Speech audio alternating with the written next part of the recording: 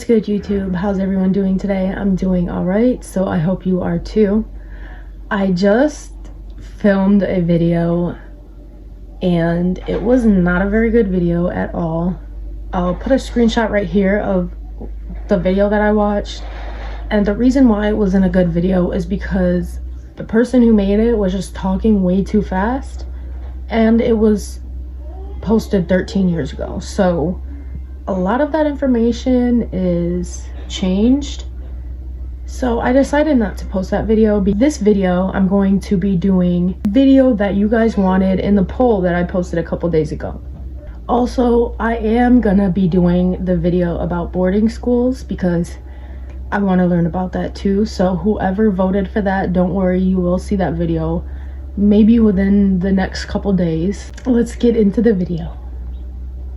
Hey fellow travelers, Mark here with Walter's World, and today we're in York, England, and today we're going to talk about are some of the differences between US English and British English, because even though we speak the same language, sometimes we have no idea what the other person is saying, okay? And I want to kind of make this video to help US travelers coming to England, Scotland, Wales, to kind of understand some of those language differences so they don't have any misunderstandings, but also for the British tourists that are heading to the US, that they don't have the same hiccups as well, okay? And as any good tourist, one of the big things people focus on is food. And there's a lot of food vocabulary differences you should know. And it really starts with the basics. It starts with tea.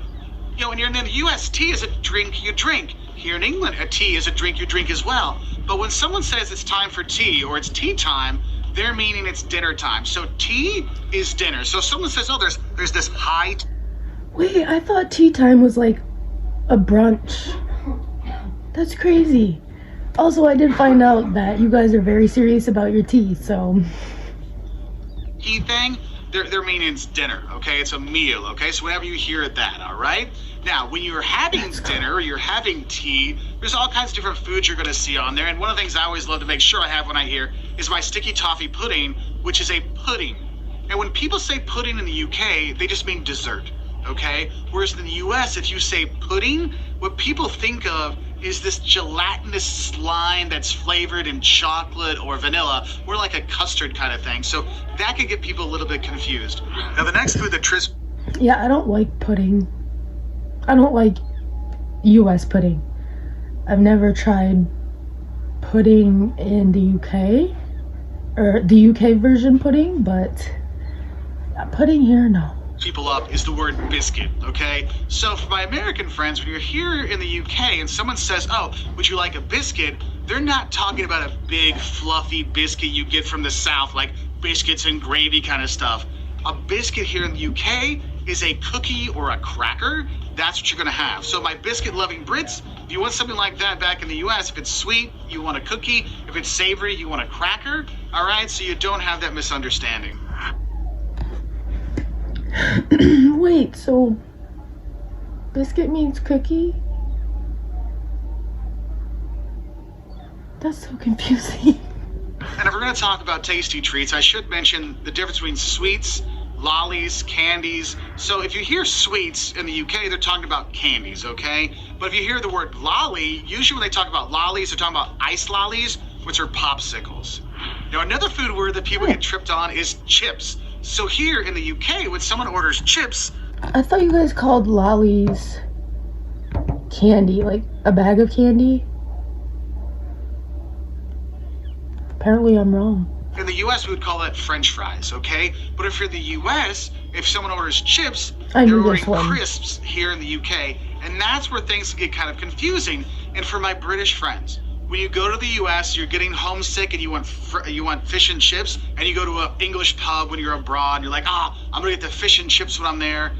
Make sure you check to make sure that they make the chips French fries, because I've gone to places that were Irish pubs and English pubs in the US, and they had fish and chips, and yes, it was like fried haddock or fried cod, and then came with crisps on the side, not French fries, not chips. So that's one thing you might see some hiccups on. And speaking of on, what about what you put on your French fries or on your chips? Well, here you have tomato sauce, okay? Whereas the US, we call it ketchup. Here it's called tomato sauce. But if you're in the US and you tell someone you want tomato sauce for your French fries or your chips, they're probably gonna think you want like a marinara sauce for your pasta. And if you put like a marinara sauce in somebody's French fries in the U.S., it won't go over well. They'll be kind of pissed when you're there, and that. Yeah, I couldn't imagine French fries tasting good with marinara sauce. That doesn't sound right. It's another word that has different meanings, because in the U.S., if you say somebody's pissed, it means they're mad, okay? But if you're here in England, if you say somebody's pissed, it means they're drunk. So that could be a kind of a big difference, kind of one out there when thinking somebody's pissed. Oh, they're just drunk. Oh, they're pissed. They're mad. Yeah, so that could be a difference as well. I think it's important we mention that sometimes when we look at these words in British English versus American English, sometimes we have the same word. It just has a little bit different connotation to it. And I think pavement is a very good example of that. So if you say walk on the pavement here in the UK, they're meaning like the sidewalk. They're meaning the stuff here. Whereas the US, we say, walk on the sidewalk. Whereas the sidewalk is made out of pavement in general in the US, because people think the pavement, you mean the stuff, like it could be asphalt, it could be cement or something. They don't really know. Whereas here, pavement just means sidewalk. Okay. And if you're going to be wonking, another thing you might want to think about are your trainers. Okay. So trainers here in the UK are your tennis shoes, your sports shoes. Okay. Whereas in the US, if you tell someone you have to go get your trainer or your trainers, I would say, they're like, wait, you have multiple people that help you work out at the gym? Because that's honestly what I thought, like, go get your trainers. I'm like, wait, what? Trainers are in the US. They help you train and work out, okay? Now, if you got a trainer in the US, you're working out, you probably want to go look good in your pants, okay? The thing is, in the US, pants are like, jeans, trousers in the UK, all right? But in the UK, if you say pants, it means your underwear. So you want to kind of be careful with that and kind of going with the nether regions down there. I think another word you should know is fanny, because fanny in the US usually means your backside, your bum, okay? Whereas here in the UK, the fanny means the front side of a female, all right? So there's a little bit of difference there when you think about that, because when you hear... Someone was saying that in the comments too on one of my other videos, so yeah. Yeah, that is true, I guess. That's weird. Fanny pack in the US is that bum bag you'll see here in the UK, and that could get some people a little sticker here and there for that, all right? And another kind of word that kind of confuses people is when you have your car and you need to get something out of the boot.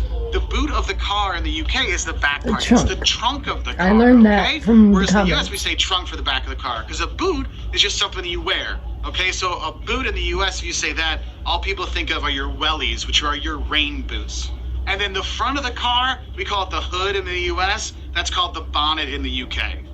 Now we're going to move on to some of the ones that might cause some hilarious confusion if you're making a TV show about Brits and Americans together. And one is if you ask somebody, hey, go knock up Jocelyn. Well, here in the UK, if you say go knock up someone, it means you're going to go knock on their door to wake them up, okay? If you say to knock someone up in the US, it means you get them pregnant, okay? So I can see a few laughs or two. That's instantly what I thought. I'm like, why would you say that? I wasn't going to say anything until I heard what it meant, but oh my gosh, that's so crazy. In terms of that in kind of comedy gold when you're living with a British person or an American. So continuing on with that knock-up theme, I think it's important for us to talk about contraception or correction of math problems. What? Well, let's think of it this way. A rubber. What's a rubber? If you're here in the UK, a rubber is the eraser, the rubber eraser on the back of your pencil that erase your mistakes. Whereas a rubber in the US, that's kind of a slang term for a condom, all right? So you want to be aware of that when you're asking for a rubber from your host mom or your teacher when you're in the US as a study abroad student, because you might get a side eye. Excuse me? You need to go see the principal, young man. So do be aware of that. Because honestly, you don't want to have a souvenir of your trips abroad to the Britain or to the US and have to bring back a dummy. Now, dummy, I'm not saying an idiot. No. A dummy in the UK is a pacifier for a baby. Because those babies do grow up and they might go to public school. And the thing is, in the UK, a public school is actually a school you pay for. Whereas in the US, a public school is the free school you get for living in a city. You see how these things get really complicated? And if you're... This is so complicated. Oh my gosh. Also, I want to say, I love how he's doing this, like, he's kind of like just leading into the next thing. He's really cool. I like him. If you're walking around the U.S., you might notice it might seem like they don't like solicitors in the U.S. because you'll see sign at people's houses that say, no solicitors. Solicitors do not knock. Well, the thing is, a solicitor here in the U.K. is a lawyer in the U.S. or an attorney. So you can see how that can be kind of weird because solicitors in the U.S. are people that come to your door, knock on your door, and try to sell you something or trying to get you to give money. Because the thing is, some places you have to have a permit in the U.S. to go knock on people's door to ask for money or to sell stuff. Because then if you don't, then you might have the police or the cops come and talk to you. And if you're wondering what police are called here in the U.K., like a policeman is called a constable here in the U.K. Or if you look for the cop word, a cop would be more of a bobby. You don't hear that one as often, but just a constable for the police officers. And since I am a Yankee, if I'm here in the UK, which is... Also, someone was telling me in the comments on one of my other videos that police officers in the UK don't have a gun. Is that true? Is that true? Because I want to know. Funny, because Yankee in the UK means pretty much a Yank, anybody from the US. Whereas if you're in the US, you call someone a Yankee, they're either from the North in the Civil War versus the South, or they're from New England. We're talking like Massachusetts, Maine, Vermont, New Hampshire, that very northeast corner of the U.S. Now, let's get back to some of the food things. Now, when you come around England, you go to the fun fairs around, you're going to see candy floss. And no, it's not candy you use as dental floss in the U.S. Candy floss is called cotton candy in the U.S. And the word floss in the U.S. is dental floss. You use that to actually clean your teeth when you're in the U.S. Now, some more food things I think you need to know is you might see a word called a banger. Okay, so banger is just a sausage. Banger in the UK, sausage in the US, you have that. If you ever see a butty is a sandwich. Here, like your buddy, what's a butty? Like a butt with a Y? I don't understand what that is. That's just kind of a sandwich here in the UK. A buddy? We don't pronounce our T's really well here, I've noticed. So, like, we would just say a buddy, not a butty. That'd just be weird. You might see rasher. A rasher is just bacon, okay, in the U.S., and there's a rasher here in the U.K. And one of the ones I know that kind of threw me off the first time I traveled abroad is the first time I heard the word queue.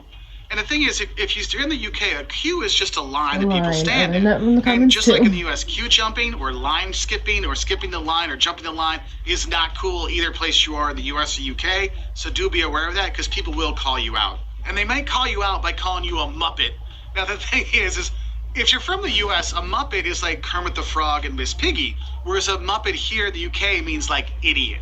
Now, if you're going to be driving around England, which I highly recommend because it's very easy to do when you're not in London at least, you're going to look for a petrol station because petrol is what they call gas or gasoline, because in the U.S. we call it a gas station and the gas is short for gasoline, and the gasoline you put in your car in the U.S., the gasoline you put in your car here in the U.K. is called petrol, okay? The thing is, though, if you call something gas here in the UK, they're usually talking about natural gas. So, like, you heat your house with gas or you have a gas stove. Another thing that throws off tourists when they come here is they'll notice when you go to, like, your inns or your hotels or the buildings, they'll say, oh, it's up on the first floor.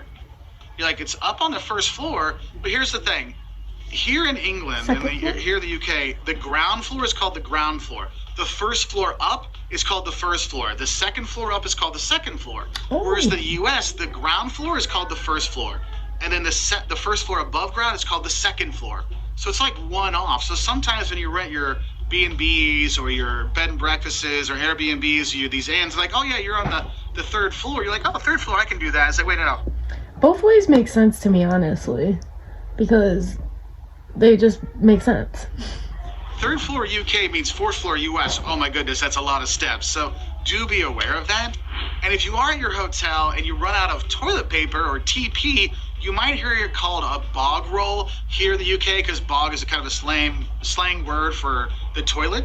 Now, oddly enough, the word I probably should have started this video off with is actually the word holiday. Because I'm here on holiday in the UK. Okay, so for Brits, if you say you're going on holiday, it means you're going on vacation in the US, okay?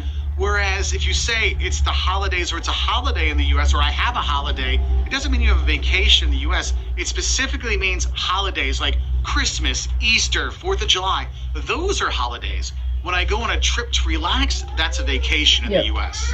And when I go on holidays, I might want to snog my wife. And the thing is, snogging in the UK just means you're making out, you're kissing people a lot. I thought in the it US, was you say the snog. dirty. It has almost like a pig-like connotation, so it's not really good. It just means people are like kissing a lot. I'm sure Jocelyn's like, yes, that's just how you kiss, Mark. But yeah, so that's one thing you might want to think about if things go well or not. I don't know. How often you like to travel? And the thing is, you might not be able to travel because you're skint. Okay, if you hear somebody is skint here in the UK means broke in the US, just means you don't have any money. So if you're broke or skint when you're here in the UK, you probably can't afford to go to the footy or the football match, okay? So footy or football is what we call in the US soccer. Yeah. All right, and then in the US, if you say football, they're talking about American football, okay? And if you come here to the UK, no one's going to know your Chicago Bears, your Dallas Cowboys. They might have heard about them, but it's not really a thing here at all, even though they have games occasionally in London. Yeah, American football, not a thing here. It's all about the footy. It's all about football here. And I would be wrong to talk about English football without mentioning this very important word, and that is gutted. And you might hear this every time England goes to a World Cup or the European Championships, all their fans are gutted because the team loses. What? If you're gutted, it means you're really disappointed, Makes like sense. to your heart and soul, just like your guts are ripped out of you because you're so disappointed, which is what happens to English soccer fans or football fans every 4 years. Well, actually every 2, because European Championships and 2 years later World Cup. I think you get the meaning. Bloody hell, Mark, that's kind of mean. Well, there's also sayings you need to know when you're here. And if you hear somebody say bloody hell, it means like, dang it. Well, a little bit stronger than dang it, but this is YouTube, so I got to be nice. So that's one saying you might want to know, bloody hell. And the thing is, if you joke around at football matches, the wrong football match, you do need to be careful because you don't want to end up at casualty. Now, this is a word that can be very different, can really scare people.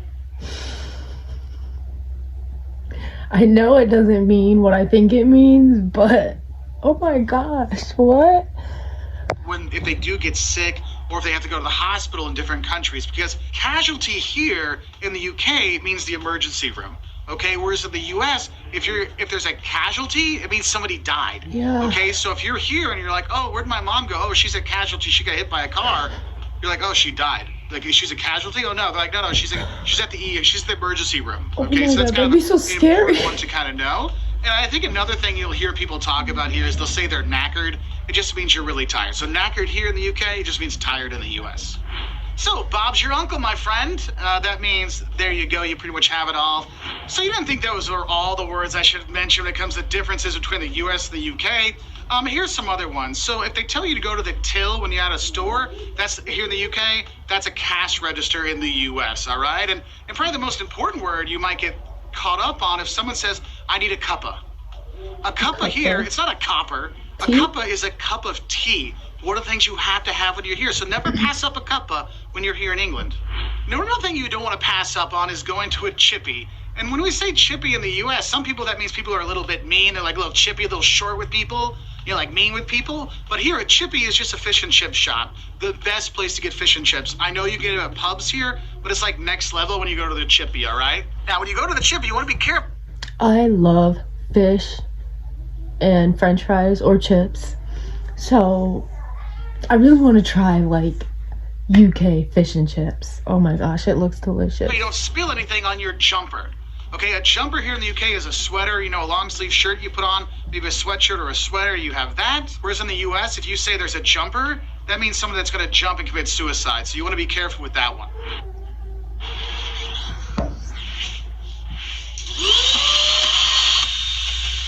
My name. Shopify gave me all the tools I needed to leave my 9 to 5 and become my own boss. This was.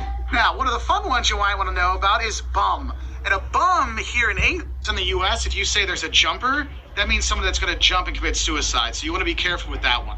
Now, one of the fun ones you might want to know about is bum. And a bum here in England is your butt, your backside, right? But a bum in the US is a person that kind of lives on the streets, okay, maybe begs for money. So it's kind of a little bit different connotation that's out there. But I think of all the English. We also use bum for like, hey, can I bum a cig or something like that, like. And then yes, bum for homeless person. That's what we say. Like UK words that people might know in the US, I think bum is the one that people know the best. Now, if you're a traveler coming to the UK and you've got little kids like babies and you need to get a cot A cot is a crib in the U.S., okay? And then, so you say, hey, do you have a cot for my little one? And so they can get a crib for you. For my English and Scottish friends that are heading to the U.S., cribs are more in someone's house. So if you're going to go to a hotel, ask them if they have a pack and play. That's kind of the newer version of a cot in the U.S. Now, one thing you want to be really... If you ask for a cot, you're just gonna get like basically a fold-out bed. They use cots in like kindergartens and stuff for their naps because they fold out. They're really easy to like store and stuff. So yeah, that's what we call cots here. Careful with is the word homely, because if you go to someone's house in the U.S., you say, oh, it's very homely, you mean it's ugly. Like if you say someone's homely, you're like, ooh, they're that ugly, oh my goodness. Whereas here in the UK, if you say homely, it means it's cozy. Now, I'm just outside of Liverpool, and I think this is an important word to know, and that is silverware. Now, silverware, one thing you want to be really careful with is the word homely, because if you go to someone's house in the U.S., you say, oh, it's very homely. Never have I heard any... I don't know. That doesn't mean ugly to me. You mean... I don't know. Oh my god. Cozy. Now, I'm just outside of Liverpool, and I think this is an important word to know, and that is silverware. Now, silverware in the UK is talking about the trophies you win as a team, whereas silverware in the US is cutlery. It's your forks and knives you eat with. So if you ask, do you have any silverware? Like, yeah, I got a fork and knife. What does that have to do with football? You know, so just know there's a little different one there. And let's say you have a knife and you accidentally cut yourself. Well, the US, you put a Band-Aid on it. Here, they call it a plaster. Whereas in the US, plaster is more of a building material we talk about than anything else. So people wouldn't understand that. Band-Aid is what we call it in the US. Building Now, material I'm getting or kind of hungry cast. because this video is getting kind of long. And one of the things I love to get when I'm here is a jacket potato. If you're not sure what a jacket potato is, it kind of makes sense when you hear this for my American friends. A jacket potato is just a skin-on Loaded baked potato. potato? All right, so you have that one there. And you know, some of the words here, it's not necessarily that they use a different word. They might pronounce it differently. Like, you know, we've got a garage in the US, but it's the garage here in the UK. But I think my personal favorite, the first one, the ones that should always be said by everyone when they go to other countries, is aluminum. So in the US, it's aluminum. Now you have that aluminum can your Coke comes in. Well, here it's aluminium. Okay, so think about I knew that aluminium. Say it a few times and you can't unsay it. It blows your mind, all right? So what are some other words that don't quite pass the we both speak English test? Let us know in the comments below so we can help other travelers that do speak English know the right way to say it when they go to different countries. And thank you for watching, and please hit that subscribe button if you like fun videos like this. I'll say bye from here and now, Chester, England. I really like that guy. He's pretty fun. I like the way that he did this video. That was pretty cool. Like he said, if there's any other words that you can think of, leave them in the comments of my video. Subscribe to his channel, subscribe to my channel, check out the original video in the description, and thank you for watching.